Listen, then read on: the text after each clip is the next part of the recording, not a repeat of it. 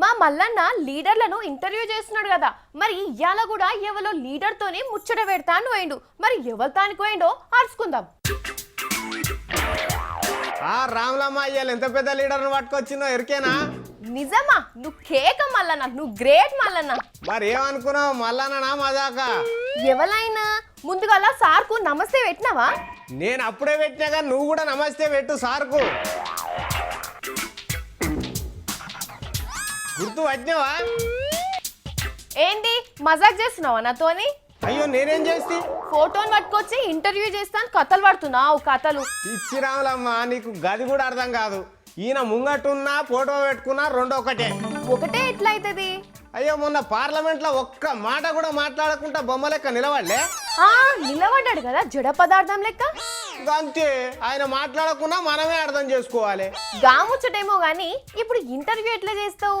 ఇగో ఇది కాదు కానీ నువ్వు నోరు మూసుకొని చూస్తుండు, నేను చేస్తుంటా. సరే చెయ్యి చెయ్యి, ఎట్లా చేస్తావో నేను కూడా చూస్తా.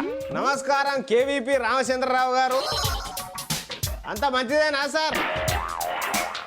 అవును సార్, నువ్వు ఒక్క మాట మాట్లాడకుండా కదలకుండా మెదలకుండా ఎన్ని రోజులైనా నిలబడతావట కదా, నిజమేనా? నేను కాదు సారు, పబ్లిక్ అంతా ఇట్లనే అనుకుంటున్నారు. నువ్వు యోగా చేస్తావట కదా. అప్పుడు వైఎస్ రాజశేఖర్ రెడ్డి బతికున్నప్పుడు ఆయన వ్యవహారం అంతా నువ్వే చూసేదట కదా సారు.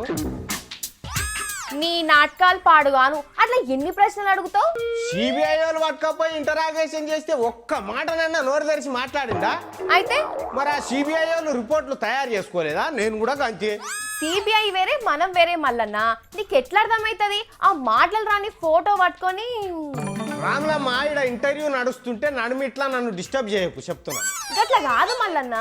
ఏ ఊకో పిల్ల, ఆయన ఎప్పుడన్నా నోరు తెరిచి మాట్లాడంగా చూసినావా నువ్వు? చూడలేదు. మరి ఇప్పుడు ఎందుకు ఆయన మాట్లాడుతుంటే చూడాలనిపిస్తున్నది నీకు? ఎన్ని కథలు పడుతుండు మల్లన్న. ఇగో జరసేపు నన్ను నొరియకు. సారు నువ్వు చెప్పు సారు. పైసలు నువ్వే ఇస్తున్నావట, ఎవరెవరిని నిలబెట్టే సంగతి కూడా నువ్వే చెప్తున్నావట కదా. ఓ అట్లా చూడక సారు, ఈ మాట నేను అంటలేను, మీ కాంగ్రెస్ వాళ్ళే చెప్తున్నారు, మీ చేయి గుర్తోళ్ళు.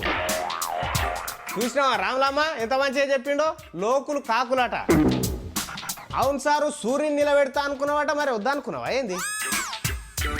అంటే మర్చిపోయిన ముచ్చట మళ్ళా దవ్వుకున్నట్టు అవుతుందని వద్దనుకున్నావు. ఆప్తావా నీ డ్రామాలు? నాకు అంత ఎరకైంది. ఏంది రాములమ్మ? నాకేం తెలివిలేదు అనుకుంటున్నావా? నేను ఎప్పుడంటే రాములమ్మ అన్ని నియంత్రణలు నువ్వే మీదేసుకుంటున్నావు కదా. శాంతి, నీ నాటకం అంతా అర్థమైంది. ఏం అర్థమైంది నీకు? నువ్వు ఎవ్వరి దగ్గరికి పోలేదు అలా అనే ముచ్చట తెలిసిపోయినా. అది ఏం చేయమంటావు రాములమ్మ, అందరు ప్రచారంలో బిజీగా ఉన్నారు. అయితే ఇక ఈయన ఎట్లయినా కదలకుండా మెదలకుండా మాట్లాడే మనిషే కదా, ఇక పోటుమ పెడితే ఒడిచిపోతుందని అనుకున్నా రాములమ్మ. నా ముగట్నా నీ కథలు?